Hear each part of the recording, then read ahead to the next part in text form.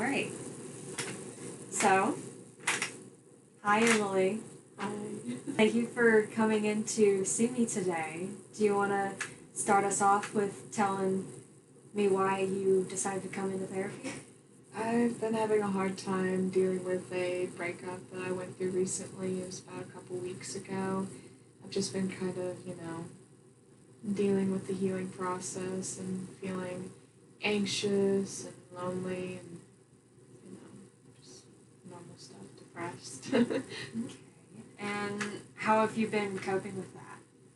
Just like trying to stay busy as much as I can. I've been trying to focus on schoolwork and spend time with friends and, I have a job, so I go do that occasionally.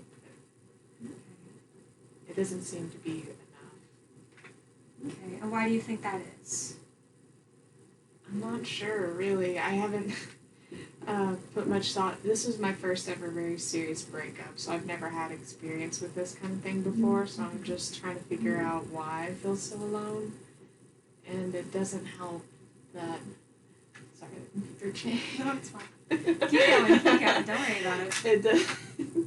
It doesn't help that, he goes to the same school here with us at Western, and I see him on campus every now and then, so it's kind of like a constant reminder. And I'm kind of missing out on that sense of familiarity because I always had somebody there that to spend time with. Mm-hmm. It wasn't a good relationship. That's made it easier to cope with, but still, it's just I'm frustrated with myself because I can't really move on as easily as I think I should. Okay. Now, I'll ask you, who broke up with who? Did you break up with him, or? He broke up with me. We, like I said, our relationship wasn't that good. Even I was considering leaving myself. I was just willing to put forth more time and see if maybe we could work things out. And I thought we were having a lot of fights before the breakup, but then about for a couple weeks everything seemed fine, and we spent literally the entire weekend together before he broke up with me on Monday, on the 18th, I think, of last month, and it kind of just caught me off guard. And then that following week, one of my friends kind of dropped communicating with me because they were dating his roommate, and it just was a difficult situation for them, I guess. So I kind of lost two people that I was used to spending a lot of time with. Okay. Now, you said that this relationship wasn't a very good one. I'd like to elaborate on that. So I knew my ex before we started dating. We were friends for a couple years in high school, and I knew he wasn't a very good person to date at the time. He was one of those people that didn't really like committing to relationships, would jump from one person to another. He didn't really view women, especially, as highly as probably he should have. And, it didn't bother me while I was friends with him. And then over time, we, caught feelings for each other. And I kind of had to force myself to be someone else. Not really, change or anything. But I couldn't, voice my opinions on things because he had a lot of very opposing views. He supported things that I didn't really agree with, what's been happening recently, especially politically. He supports somebody that I don't personally support, that I think is a very toxic person, and I feel like he exudes that exact same toxicity. And I talked to him multiple times about it, and he just never seemed to, care about my concerns. He would consider me to be, immature or kind of just, throw my opinions out the window, but if I try to question his opinions, it was a problem. And not to mention, he's done selfish things multiple times throughout our relationship. He caused me a lot of mental and physical stress and did a lot of selfish things to help him and just, not care about me that much. So, it wasn't a good relationship. And I was honestly considering ending it myself. And I think the fact that I didn't do that is why this is bothering me, and that he beat me to it because I was naive enough to think that maybe we would work things out.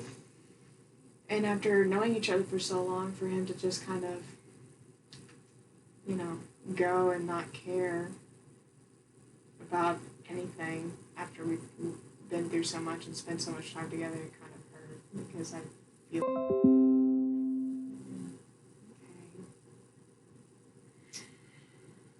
Hmm.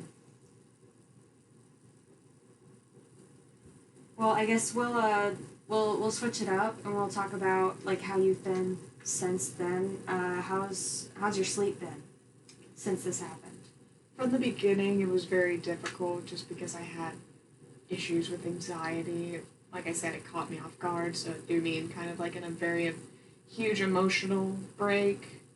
Like I was having anxiety attacks, I was having a hard time sleeping, eating, and other things, so my health kind of declined a little bit, but it's gotten better since then. I mean, I've been going to sleep a lot later than usual just because of all the work. It being near the end of the semester, I'm trying to get everything done, so I spent a lot of hours doing work.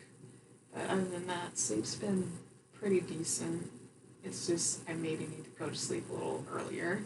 Okay. And you mentioned that you had trouble eating. How's that been? Oh, much better. Once I got over a certain point, eating became a lot easier. Before it was like almost causing me physical pain to eat, and I don't know if that had something to do with just like my anxiety kind of messing up my stomach and making it sensitive to eating. But I could only like stomach like one meal a day for about 2 weeks. But we're on the fourth week of this relationship being over, and for the past 2 weeks I've been eating normally. That's good. That's good. Mm-hmm. Let's see. You mentioned that you're spending a lot of your time doing work and schoolwork and all that, but how much time are you taking just for yourself? Not as much as I think I should be. I mean, my main issue is I'm a very social person. I'm kind of a busybody. I like doing things. Usually when I'm spending time alone doing nothing, that's when I'm the most depressed. Because I just feel like I'm just like wasting my life away doing nothing. Like, my main thing is I don't like being alone. I would rather be in the company of someone else. They don't have to be doing anything with me, but having someone there to, like, occasionally, like, talk to or just, like, be in a room with somebody, it helps. But, yeah, whenever I'm not working, it seems like most of the time I'm spending with friends, but I feel bad because I don't like depending on people to always be there because they have their own lives, and I'm just like, I don't really know what to do because before I always had somebody. If I was cycling through my friends and I wanted to give my friends a break, then I would go to my partner, which is now gone. Which, I mean, now I realize it's a good thing. I was in a very bad, controlling relationship, and I couldn't do the things that I wanted to. Like, you can ask anybody that knew me. They didn't like my partner either at the time, and they're thinking that this is better off for me. I'm just having a hard time trying to figure out what to do with this new freedom that I now have and how I can execute to where I actually feel like I'm living a fulfilling life. Because that's kind of what I'm missing, and I mean, COVID's not really helping with that. Right. You mentioned before that you struggle being by yourself. Do you want to tell me why you think that might be? Well, growing up throughout my childhood, I've always been kind of isolated. I grew up an only child. Both of my parents don't really get along and don't have a very strong connection and relationship with me. My mom is constantly stressed out and always worried about something else and taking care of herself. And my dad gets overwhelmed very easily. My dad is not the best male role model, so he gets overwhelmed very easily. Both of my parents kind of concern themselves with themselves. So they do care about me, but it's just that relationship where I actually want to spend time with my parents and stuff and enjoy myself is not completely there. So most of the time whenever I was growing up, I didn't have a very easy time making friends either because, I mean, I was very socially awkward and I got bullied a lot growing up. So I spent a lot of my childhood up until high school and even in high school alone. like physically. Mm-hmm. All right. You mentioned your mom. Why don't you tell me more about your relationship with her? It's a very tough love situation. My mom grew up in a very hard household where it was like, oh, you're dealing with emotions, you need to get over it yourself, otherwise you're weak. So my mom takes my struggles and my depression as more so a weakness rather than an actual issue. And she says, you can do better than this, you're not weak. And stop thinking this way because that's the weak thing to do. So your mom's a very bootstraps kind of person. She wants you to be independent. Yeah, she wants me to be independent and be able to function on my own and not have like these emotional problems that I have. Because I mean, she always sets me to the example of her sister's daughter, my older cousin. Is it still recording? I don't know, the screen went off. Okay, we're good. All right. But yeah, she sets me to the expectations of my older cousin, who currently is working to be a Marine, like official. My alarm has not been going. We're at 11 minutes. Okay. It's fine. Right. But yeah, she's always viewed my cousin as like the stronger, more successful counterpart because she's going through the Marine Corps, she's raising up in the ranks, she's a very strong, independent, self-made person. And my mom's just kind of wishing that I was at that point. I never had any interest in joining the military like other people in my family have, and I never was the same way as my cousin. She's always been kind of one of those people that does the networking, meanwhile I'm kind of the one that gets networked when it comes to like social standings. Like I'm a part of the group, but I'm not like the head of the group. Uh-huh. Like anything. I don't see myself as very important in my group of friends. Okay. Why do you think that might be? It's just another thing with growing up, I constantly was passed along from different friend group to different friend group. People used me a lot in the past. I was one of those girls in like a group where the others would go hang out and go do something, and then I wouldn't hear about it until after. And they just like, didn't invite me, they'd spend time with each other, and I'd be that person that was like, oh, unless we need a ride or something. Like, I was always like the convenience rather than the necessity. Okay. So I never really felt very important, and I've been betrayed by my friends a lot. A lot of people have done and said things to me that really hurt in the past, and I've lost a lot of friends for things that I didn't understand. And recently I did find a group that I really like, but even then I don't see all of them that much. Of course, I see a few of them that I'm very close with. I have a select few that are like my group. But the problem with having so few people in your group is that I don't want to overwhelm them. Because, like I said, I don't like being alone, but I don't want to latch on to them because they have their own things to do, and I don't want them to get sick of me. That's my biggest concern.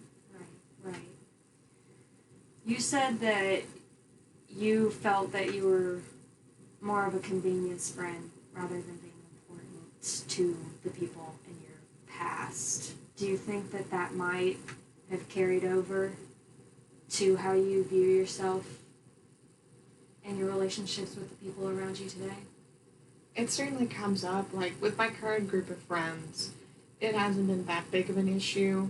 I feel like I'm important, but at the same time, I just, like, sometimes I do feel kind of worked up because I feel like I'm the one that's always making the plans, and sometimes they fall through, sometimes they don't. I don't really have people that reach out to me and be like, hey, we're going to go do this. Come with us. I mean, that does happen more now than it did in the past, which I'm so happy about, but it doesn't happen a lot. Mm-hmm. It seems like it's more so me initiating plans rather than the other way around. And I think mostly that past kind of transferred over to my relationship. I felt like I was more so like a convenience for my ex sexually. Like, I felt like I was only there to satisfy certain needs, and everything else just didn't matter. Like, my personality didn't matter. What I wanted to do didn't matter. It was only just like, what I could do and how I looked. Right. So it kind of affected my self-esteem, and it just kind of gave me a longing for like an actual relationship, which I know is not healthy. I shouldn't be trying to jump into something so quickly, but it's just nice. I just want somebody that cares about me pretty much. And I feel incomplete. Okay. Well, okay. Let's take it back, I guess, to your family. We talked about your mom. What about your relationship with your dad? My dad's kind of a sore spot for me. Growing up, my dad was a completely different person than what he is now. My dad, even though he didn't get through college, he dropped out. He had, a pretty stable job. He worked for his own company, made a lot of money, and then that fell through. And it just kind of seemed like my dad constantly struggles with keeping work. And then as I got older, around the time when I was like 10 years old, my dad developed a lot of health issues with mobility, and eventually he became crippled. But the problem with it is, his case, he could make decisions to help himself more. He just refuses to do anything to make himself better. Like, the thing that he has, if he increases mobility, try to lose weight, try to make healthier diet choices and stop, drinking, he would probably be better off and have easier time with mobility. Because what he has is, his spine is he has arthritis in his spine. He had to have 2 sections removed, and since then he's had extreme nerve damage. The doctor and his physical therapist said that if he moves, he can regain some cognitive mobility. But he just kind of sits around and just mopes around in self-pity, and I've had to deal with that my entire life growing up. My mom has always been the primary breadwinner of my house. My mom has always been the dominant force in my home, and my dad's just kind of been just there. And he's not a traditional male role model. He cries a lot. He gets overwhelmed a lot. He doesn't provide a bunch of mental stability or comfort, because if I get overwhelmed and I start expressing myself, he just kind of walks away because he can't deal with it. And then when he does get mad, he doesn't know when to let things go. If I make a mistake, it's huge. Or if someone upsets me, he overreacts and I always get concerned. He always acts like he's all big and bad, but at the same time, he's just a crippled old man that can barely walk. So it's just frustrating with me that I've never really grown up with a very successful or strong dad. It makes me sad to see the way that he is, and the fact that it's affected his relationship with my mom. And they don't really get along. It's not a loving marriage at all.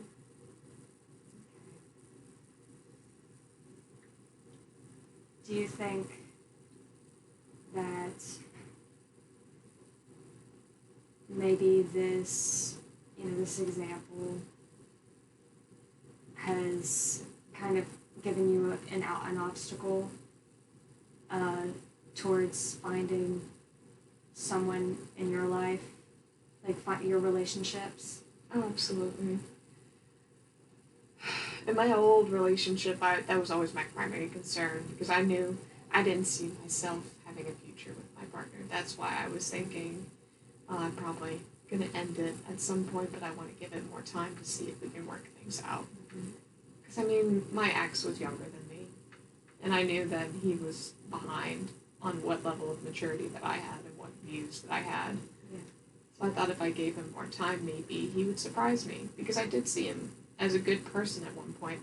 When we first started dating, there was a point where he relaxed himself and stopped worrying so much about toxic views or what other people thought of him, and just kind of existed peacefully, focused on being happy and just doing things with me.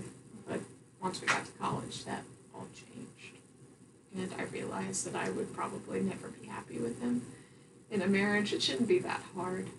in just a relationship that's only been for 2 years, fighting as much as we did. Well, you mentioned that your relationship problems with your ex started when you both came to college. Yeah, I mean, we had some issues in high school, obviously, but it definitely got worse once we got into college. First of all, he followed me here. He wasn't planning on coming to Western. He wanted to go to UK. And he just decided to come here because he didn't want to do long distance. And I think strife behind the fact that he's at a school that he didn't want to be, he joined a fraternity. Okay, and how did that affect your relationship with him? It was terrible. He completely put me on the back burner. Like, I wasn't important at all. He invested all of his time and energy into the fraternity. He was doing things that he knew I wouldn't approve of. He lied to me a lot. He did a lot of, things that people in a relationship shouldn't do if they respect their partners. Like, he did what he wanted to do without even considering what I thought about it. And it put me through a lot of mental stress because, in my head, I thought I loved him. But it didn't seem like any of that mattered. And he did apparently end up cheating on me at one point in the relationship. It was back my first semester, actually, and he tried to end things then, and we did for about a day, and then things kind of got back together, and it was just, I should have just left it then. I'm still mad at myself that I didn't just let him go, because I wouldn't have been going through all this now. But it was just a lot, and I decided to give him one more chance. And then he got kicked out of the fraternity because they didn't like him. You know how Greeks work. It's that whole network. If you don't liked, you get kicked out. He got bald after that first semester, and then we went into our second semester, kind of going off and on in fights. He never really approved of me spending time with my friends for some reason. Okay. Why was that? Or why do you think that was? He never really trusted me, which that was a big frustration because I never did anything to betray his trust. Meanwhile, he's been doing a lot of things and he'd get upset with me for not trusting him. So he didn't trust me for some reason with my friends because of who they were as well. He always made comments about how I make friends with people that aren't considered to be socially acceptable.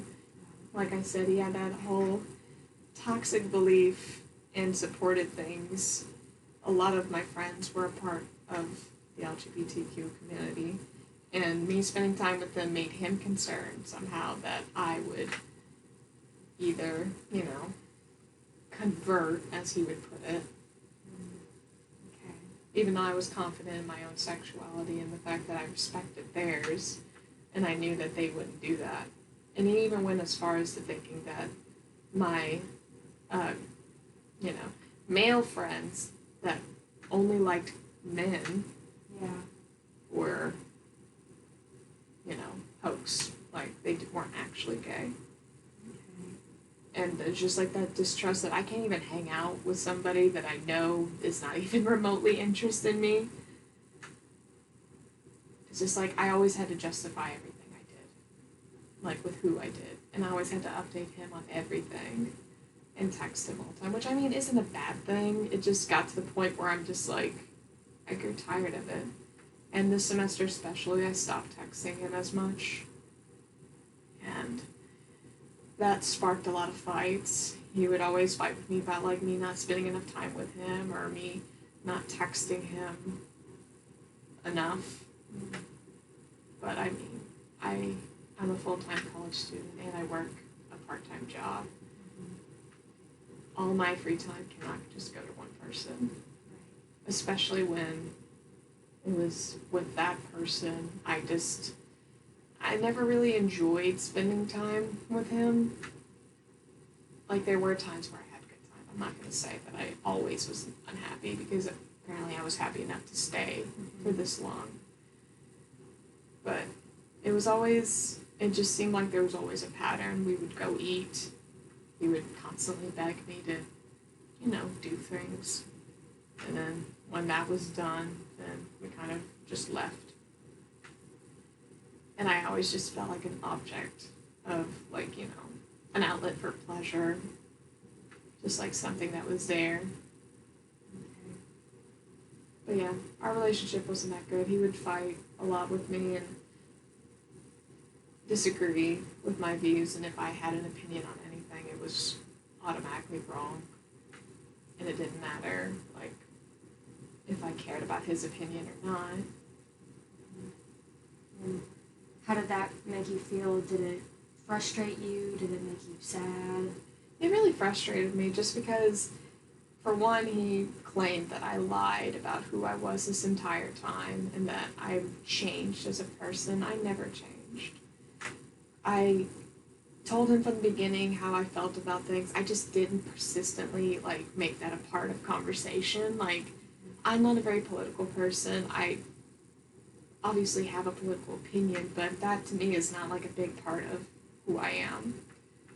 And I don't like talking about subjects like that because I don't like causing arguments about that stuff because I know some people feel very strongly.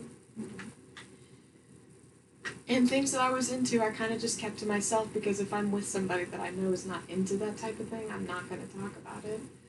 And recently, in a relationship, I finally felt more comfortable with talking about things that I was actually into or how I felt about things because I thought we'd been together long enough to where I can have no issue with talking about it. And it just completely threw him for a loop. Like, he just couldn't handle it. And that's in part to what kind of brought our relationship to an end. And I'll admit, like I said, I was thinking about leaving, so I wasn't as devoted or committed to the relationship. I never cheated by any chance, but I wasn't always, like, quick to text back or, like, glued to my phone waiting for him to text me like I used to be. So I kind of just started becoming my own person in the relationship, and he just couldn't handle it.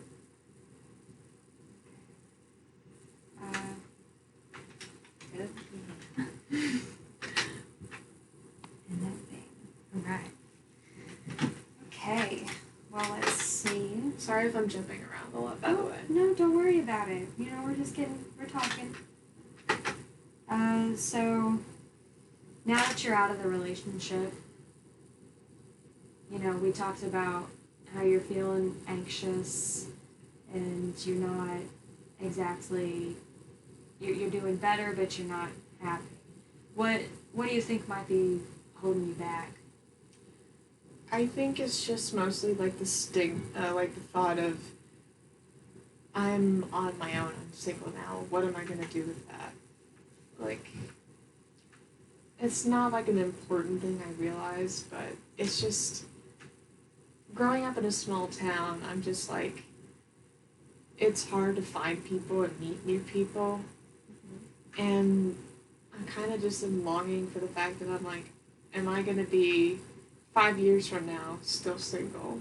Like, or am I gonna be able to find somebody? Because I mean, like everybody else, I want to meet somebody that I'll be happy with and like maybe eventually have a family. And my biggest thing is that before I die, I want to travel the world and I want to do that with somebody. I mean, it doesn't have to be somebody that I'm gonna like love for the rest of my life. My biggest fear is not doing the things I want to do and not finding somebody and ending up being alone. Especially like now that we're about to go home for the semester, I'm scared that I'm just gonna have a lot of time to where I'm just spending it on my own, not doing anything, because there's not much things to do that are like fun because of COVID, and it's just the thought of being alone's just been eating at me, and I want to have a fun life, and I feel like I'm not living life to the fullest. Okay. Well, let's see. We are almost done. I want to, I guess, give you something to do in between our next session. Between now and our next session, you've mentioned that you struggle a lot with just, your emotions and your thoughts and stuff. And I just think it. How do you feel about writing in a journal? I can do that. Personally. Okay. No one has to read it or anything, do they? I would prefer if you brought it to our next session, but you know, it would stay private between us. But you know, just write down your general thoughts and feelings. You know, if anything happens, how that affects you, all that jazz. But what's other than that, we've had a good session. It was very good to speak with you, and I hope to see you at our next one. Okay.